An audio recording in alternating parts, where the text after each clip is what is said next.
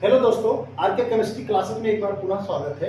आज हमारा लेक्चर 7 होगा, जिसमें हम आप लोगों को पढ़ाएंगे रासायनिक संयोग के नियम, रासायनिक संयोग के लॉ ऑफ केमिकल कॉम्बिनेशन। ये 5 नियम आपको पढ़ने हैं। लॉ ऑफ केमिकल कॉम्बिनेशन क्या है आप समझ लीजिए। जैसे कोई भी रासायनिक अभिक्रिया होती है, मान लीजिए कोई भी अभिक्रिया है, ये अभिक्रिया है। अभिक्रिया में 2 चीजें होती हैं, आप समझ ले। एक तो अभिक्रिया को हम लोग अंग्रेजी में रिएक्शन कहते हैं। एक तो होता है रिएक्टेंट और दूसरा है प्रोडक्ट, उत्पाद। हिंदी में इसको बोलते हैं उत्पाद, इसको बोलते हैं अभिकारक। याद रहे हमेशा किसी भी रिएक्शन में अभिकारक उत्पाद में बदलता है, रिएक्टेंट प्रोडक्ट में बदलता है। रिएक्टेंट क्या है? यही रिएक्शन है, conversion of reactant to product. पुराने माल का नए माल में बदलना ही क्या है? रिएक्शन है, समझिएगा। अब जो रिएक्शंस हमारे पास हम कराएंगे, उसको कैसे कराना है, किस नियम कानून के अंतर्गत कराना है, तो उसी के लिए हम लोग कुछ नियम पढ़ेंगे कि रासायनिक अभिक्रियाओं में जो भी अभिकारक होते हैं, भाई कोई जरूरी नहीं, अभिकारक में एक से अधिक मॉलिक्यूल हो सकते हैं, उत्पाद में भी एक से अधिक मॉलिक्यूल हो सकते हैं। याद रहे, जिधर एरो का हेड है उधर उत्पाद होगा, प्रोडक्ट होगा। जिधर एरो का टेल है उधर रिएक्टेंट होगा। किसी भी रिएक्टेंट में याद रहे कम से कम 2 मॉलिक्यूल्स होंगे। एक मॉलिक्यूल्स कभी रिएक्शन नहीं देगा। कम से कम कितने मॉलिक्यूल्स? 2 होने चाहिए। उत्पाद में भी 2 या 1 कुछ भी बन सकता है।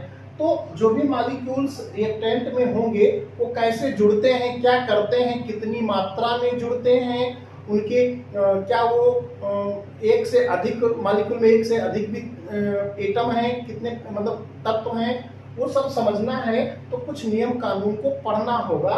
तो देखिए, रासायनिक संयोग का नियम आपको समझ में होगा। कोई भी रासायनिक अभिक्रियाएं कैसे होती हैं, वो उनका संचालन कैसे होता है, इसको समझने के लिए हम पहला नियम पढ़ते हैं, द्रव्यमान संरक्षण का नियम, law of conservation of mass.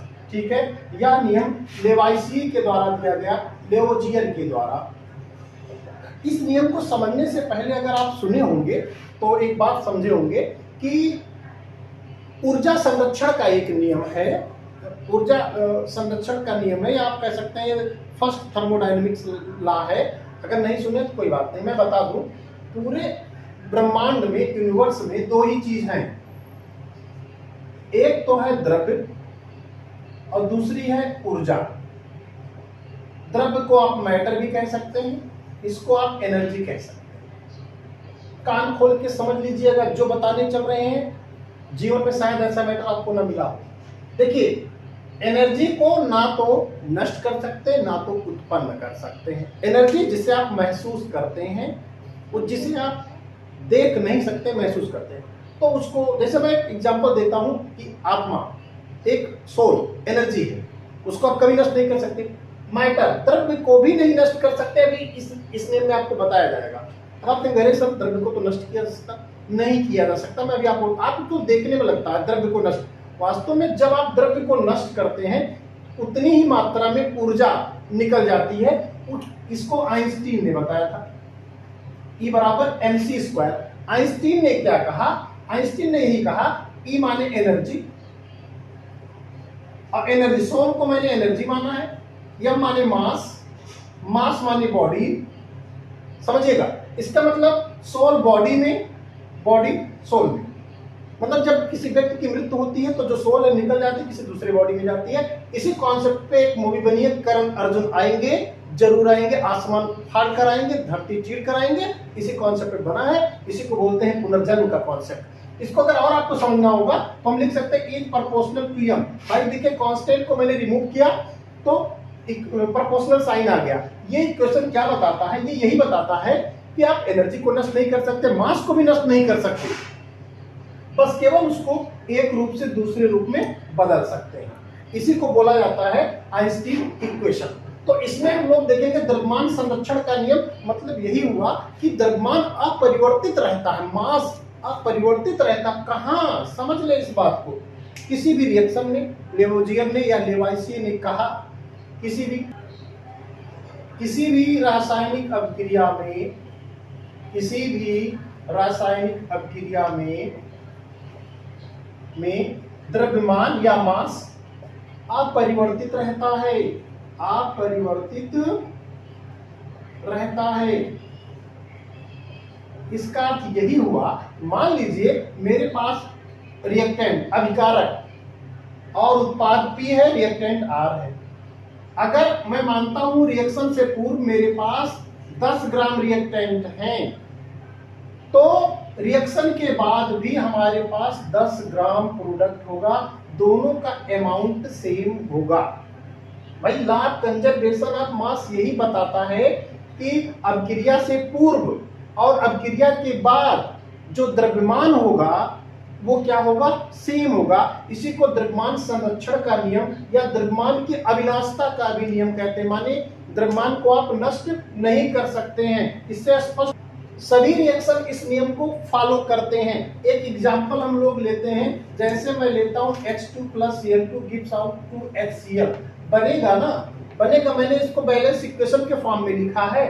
आप सीधे देखिए, अभी ये मैं बैलेंस करना भी आगे बता दूंगा आपको। अगर अब देखिए द्रव्यमान को दो चीज आप समझिएगा, मैंने कहा द्रव्यमान मतलब दो चीज आप समझिएगा। एक तो परमाणु द्रव्यमान, जिसे परमाणु भार भी कहते हैं, याद रखिए बहुत बच्चे इसमें कंफ्यूज रहते हैं। एक वास्तविक द्रव्यमान, दो चीजें हैं,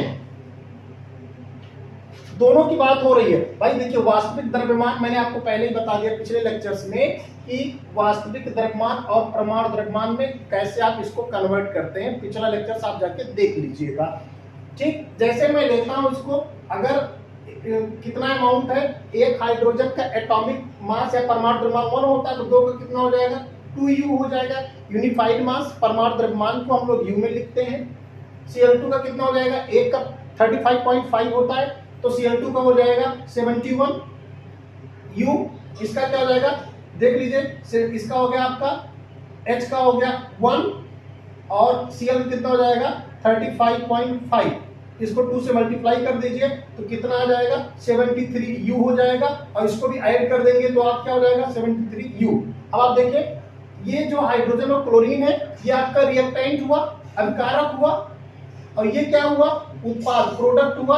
अब आप देखिए दोनों का अमाउंट क्या है, सेम है, तो क्या कुछ बदला, बदला। देखिए बदला ये कि हाँ, ये आप समझिएगा, H2 H में बदल गया, Cl2 Cl में बदला। इसका अर्थ क्या हुआ, एटम ने, मॉलिक्यूल ने अपना रूप चेंज किया है, द्रव्यमान में कोई परिवर्तन नहीं हुआ है। यही बताता है ये कॉन्सेप्ट द्रव्यमान संरक्षण का नियम।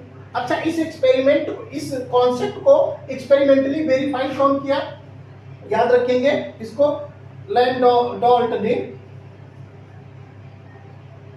इसको वेरीफाइड किया एक्सपेरिमेंटली। कैसे, इन्होंने क्या किया, एक H ट्यूब ले लिया, H आकार की एक ट्यूब लिया, इसमें इन्होंने क्या किया, A और B का रिएक्शन कराया। क्लियर, A और B क्या था आप समझ लीजिएगा, AgNO3, A मान लीजिए, BKI मान लीजिए, पोटेशियम आयोडाइड। हो सकता है इनके बारे में भी आपको जानकारी ना हो, क्योंकि भी 11th में आप आए हैं, शुरू में पढ़ रहे हैं। चिंता मत करिएगा, सब आ जाएगा, चिंतन करिएगा। जो प्रोडक्ट बनेगा हल्का सा समझ लीजिए क्या बनेगा। मैं KNO3 को एक साथ लिख दूंगा, कैसे हुआ आगे जानेंगे। बच्चा I और Ag, तो हो गया क्या, AgI। तो जो मैंने AB लिया था, तो बनने वाला प्रोडक्ट मैं इसको C मान लेता हूं। तो लैंडॉल्ट ने जो एक्सपेरिमेंट किया, कहा जो A + B का जो मास था वही C का भी मास है। अर्थात इन्होंने कहा कि लेवाइसिए के द्वारा जो नियम दिया गया है वो 100% सही है। ओके, तो ये कॉन्सेप्ट आपको समझ में आ गया होगा। इसका स्क्रीनशॉट आप लोग ले लीजिए।